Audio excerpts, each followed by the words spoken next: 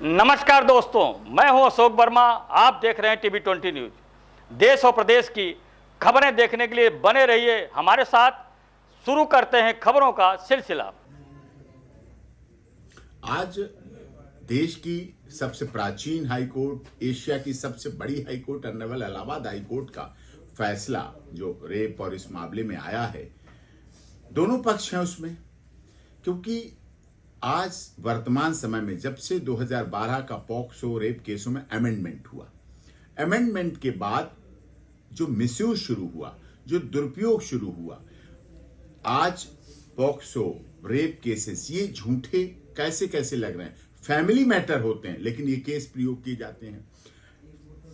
Property का विवाद है, पड़ोस का विवाद है, पॉलिटिकल एंटी रिवेंजफुल मोटिव है, बदले की भावना से करने के लिए ये केसों का दुरुपयोग हो रहा है, मिसयूज हो रहा है। महिला कानून बने इसलिए थे सशक्त और मजबूत, पॉक्सो इसलिए बना था सशक्त कि हमारी बेटियां, हमारी बच्चियां, हमारे बच्चे, हमारी महिलाएं सुरक्षित रहें, उनका मान सम्मान बना रहे, वो एक अच्छे माहौल में रहें, इसलिए कठोर कानून बनाए गए। लेकिन अब इनका दुरुपयोग इतनी तेजी से हो गया और इस बात से चाहे ट्रायल कोर्ट हो ऑनरेबल, चाहे इलाहाबाद हाई कोर्ट हो, चाहे सुप्रीम कोर्ट हो, सभी अब इस बात से आश्वस्त होने लगे हैं कि कई बार इतनी झूठे केस की स्मेल आती है, केस में पता चलता है जो कि मिसयूज होता है। दुरुपयोग है क्या, सच्चाई क्या है, वो आप सबको भी जानते हैं। क्योंकि इस देश में महिला आयोग, महिला मंत्रालय, महिला हेल्पलाइन, महिला हेल्प डेस्क, महिला थाना महिला के लिए है। पुरुष आयोग नहीं है, पुरुष हेल्पलाइन नहीं है, पुरुष मंत्रालय नहीं है, पुरुष हेल्पलाइन नहीं है, पुरुष के लिए स्पेशल फास्ट ट्रैक कोर्ट नहीं है, हेल्पलाइन तक नहीं है। पुरुष जाए तो जाए कहां? तो दूसरा रास्ता होता है, या तो वो फेस करे।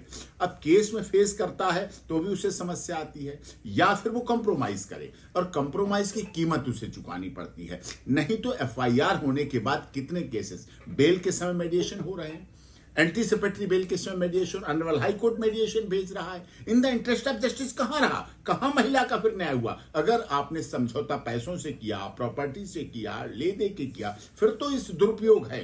ऑनरेबल कोर्ट समझ रही है कि ये मिसयूज है, ये दुरुपयोग है। इन धाराओं का डर दिखाकर, भय दिखाकर, इस तरह से जो एक्सटॉर्शन किया जाता है, जो शोषण किया जाता है पुरुष का, उसकी मानसिक स्थिति का, और उस तरह उसे डरा दिया जाता है, तो उस आधार पर ये ऑनरेबल हाई कोर्ट इलाहाबाद का फैसला है और जो मान्य है। लेकिन इससे ये भी नहीं आ रहा है कि अब सब केसों में ऐसा होगा।